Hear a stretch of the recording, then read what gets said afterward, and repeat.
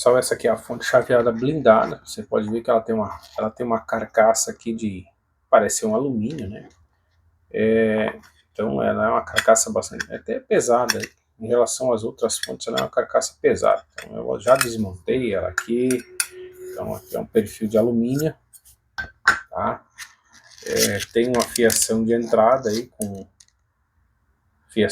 com aterramento, tá? Tem uma fiação de saída aí com as cores do padrão DIN, né? Não é nosso padrão aí que deveria ser, né? Preto e vermelho, mas não é. Então vamos dar uma olhadinha nesse circuito aí para ver o que ele tem de tão especial aí para ser uma fonte blindada. Então ela vem, essa fonte tem uma, o pessoal coloca uma resina, tá? Então ela é uma resina aqui que dá para soltar ela. Ela fica parecida com quase com uma tinta quando fica vencida assim a tinta e a gente consegue raspar ela. Então essa é a resina. E na lateral aqui da caixa blindada ela tem um plástico muito parecido com Teflon, tá? Provavelmente não é Teflon, né? Porque o preço do Teflon é uma lâmina de Teflon para colocar aqui seria muito caro, tá? Parece que não é. E a placa é solta, ela é solta aqui dentro e é aplicada uma resina aí para até tampar esses componentes, tá? À primeira vista, o que a gente vê no circuito, tá? Se tratando das fontes, que eu havia feito um vídeo das fontes boas, as fontes medianas, as fontes muito ruins. O que tem aqui? Por exemplo, essa é a etapa de entrada da fonte, tá? A gente já pode ver aqui que está faltando alguns itens aí, não tem nada de mistério nessa fonte, tá? Aqui seria o transistor principal, que é o chaveador, vê que ele não tem, ele está isolado, que ele não tem dissipador. A parte do diodo rápido aqui na saída, ele tem um pequeno dissipador, isso é importante, porque esse componente esquenta também, porém, esse cara aqui também precisaria de um dissipador, tá? Por mais que existe essa carcaça, é uma carcaça bastante robusta, seria interessante a fixação desses componentes em cima, sobre essa carcaça aí para conseguir, vamos dizer assim, dissipar a temperatura, tá? Poderia ser um bom dissipador, mas, como mostrei para vocês aqui, está totalmente isolado, tá? Tem um plástico aqui que faz essa isolação. A parte de EMI da entrada não tem nada, tá? Basicamente tem um fusível aqui de proteção, tem uma ponte retificadora, ela tem um CI aqui que é um chaveador, tá? E no mais assim não tem nada de especial nessa fonte, tá? Então se você mostrar uma fonte comum aí, essas que não são chaveadas aqui no circuito, dá uma olhada no circuito aqui, ó.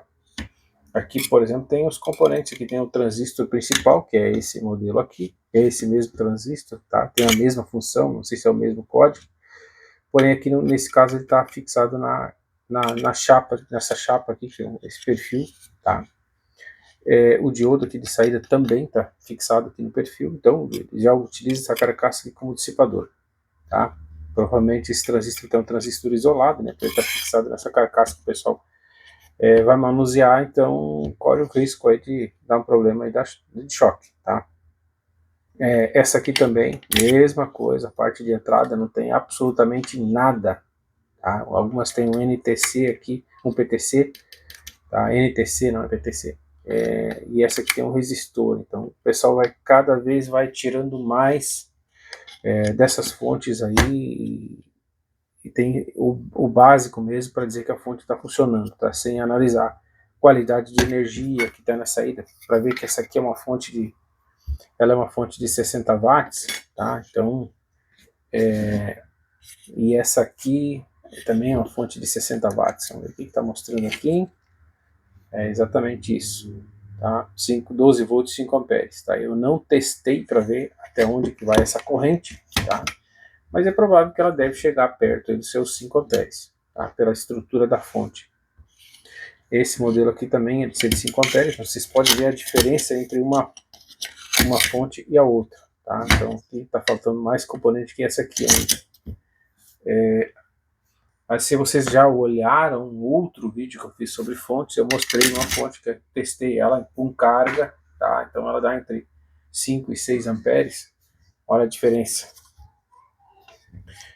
que eu comentei, por exemplo, com vocês que o transistor principal aqui está flutuando nessa fonte aqui, que é a fonte blindada. Aqui, ó, nessa fonte, veja que ele tem um dissipador. Então ele é um componente que trabalha com alta frequência, trabalha chaveando sobre esse transformador, então ele acaba aquecendo. Tá? Então outra coisa que me chama a atenção, provavelmente para mim ver as características dessa fonte, porque o pessoal está usando um capacitor menor, com capacitância menor aqui na entrada, esse chip principal, que o chaveador tem que trabalhar com uma frequência muito mais alta, tá? Então acaba reduzindo algumas coisas, a capacitância é uma delas. Tá? Então esse aqui, ó, verifica que é 150 micro por 400 volts. Esse aqui, ó, 33 micro por 400 volts. Então a qualidade de filtragem na entrada da fonte, na retificação, então é muito diferente, tá? Além do mais, os componentes aqui na entrada da fonte, eu botei um outro vídeo aí, vocês acompanhar nesse canal aí, a questão do tratamento aí de interferência de EMI gerada pelo sistema de chaveamento, né, para não retornar para a rede, tá? Então esse é um dos propósitos desse circuito, e o outro é da proteção, proteção na entrada da fonte, que aqui tem muitos componentes que fazem isso, tá? E se vocês analisarem essas fontes aqui, as fontes importadas, essa aqui também é uma fonte importada, né, mas é um outro padrão de qualidade, tá? Se vocês analisarem essas fontes aqui, vocês compram a rodo, como a gente diz aí nos marketplaces, sem citar nome, né? Então, eu estou mostrando isso para vocês verificarem, tá? A diferença entre fontes, tá? Então, veja que isso aqui vai ser uma fonte entre 5 e 6 amperes. Olha a quantidade de componentes, tamanho do transformador, a parte de saída, que tem 2 diodos rápidos. Então, essa aqui é uma fonte que dá para usar com segurança. Essas outras duas, não. Tá? Por mais que exista uma propaganda da questão da fonte blindada, tá? A gente faz a blindagem da fonte por causa da umidade, mas temos aqui um problema aqui, falta dissipador, a fonte pode queimar por temperatura. Tá? Então, se acaba protegendo contra uma situação, você acaba danificando a fonte por outra. E, sem contar, a segunda seria a proteção na entrada da fonte. Aí o cidadão instala essa fonte em algum ambiente, numa rede que não tem uma proteção contra surto, por exemplo, não tem um DPS, então a fonte queima, o primeiro surto que der na fonte ela vai acabar queimando.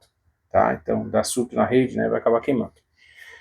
Então, estou mostrando isso aqui para vocês verem que, aonde eu quero chegar. Então, vocês verem que é algo que tem aqui dentro dessa fonte blindada, ela não é nada mais, essa fonte blindada aqui, ó, não é nada mais do que essa fonte comum aqui. Se você estiver pagando mais, você está pagando por quê? Por essa chapa, essa carcaça aqui de metal, e pela resina que vai dentro, que a fonte em si é a mesma fonte. Tá? Então, não existe um milagre.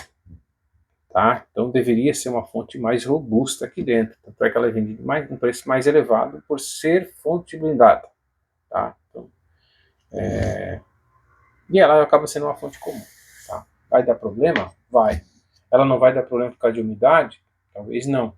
Mas aí vê que ela já tem um problema aqui da temperatura e é uma fonte com entrada aqui de circuito de redução de ruídos e proteção contra surto na rede é zero, não tem proteção nenhuma. Tá? Então é uma fonte, vamos dizer assim, uma qualidade ruim. Tá? Então não tem os componentes essenciais. Essa aqui tem até mais do que, vamos dizer assim, mais do que o padrão. Provavelmente essa aqui, a aplicação dela exigiu. Ela, pelo tipo de conexão, deveria ser alguma coisa de monitor de computador ou algum equipamento aí de jogos. Tá? Algo que teria que durar bastante. Tá? Então o circuito é muito diferente. Tá? Então, é só para mostrar para vocês a questão da fonte blindada, que mistério tem nessa fonte aí, você acaba pagando por resina em uma chapa de metal aí, que né, a fonte é a mesma que é comum que a gente compra aí na internet.